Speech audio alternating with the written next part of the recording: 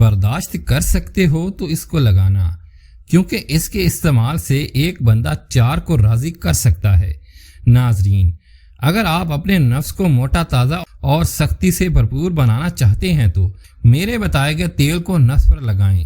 اس کو استعمال کرنے سے آپ کا نفس سٹیل کے راڈ کی طرح مضبوط ہو جائے گا۔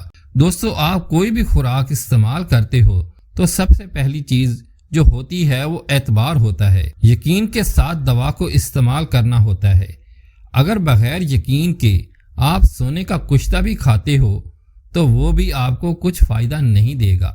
ہماری نفسیات اس طرح کی ہو گئی ہے کہ اگر کوئی سستی دوا ہو تو ہم کہتے ہیں نہیں یار یہ فائدہ نہیں دے گی، چاہے وہی دوا آپ کو 10,000 کی بتا کے دی جائے تو آپ کو جو چیز بتائی جائے اسے یقین کے ساتھ استعمال کریں۔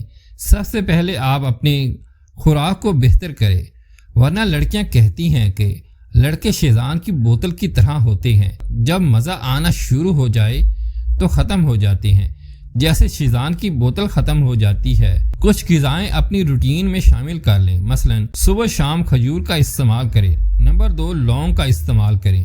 لونگ میں سب چیزوں سے زیادہ طاقت ہوتی ہے اور سستے بھی ہیں اور ان کا کوئی سائیڈ ایفیکٹ بھی نہیں ہوتا، تو صبح دوپہر شام 2 لونگ کھجور کے ساتھ کھائیں۔ تیسرے نمبر پر بھنے ہوئے کالے چنے اپنی روٹین میں شامل کر لیں۔ چوتھے نمبر پر دوپہر کے کھانے کے ساتھ کچے پیاز کا استعمال۔ اب آپ کو تیل کے بارے میں بتاتے ہیں۔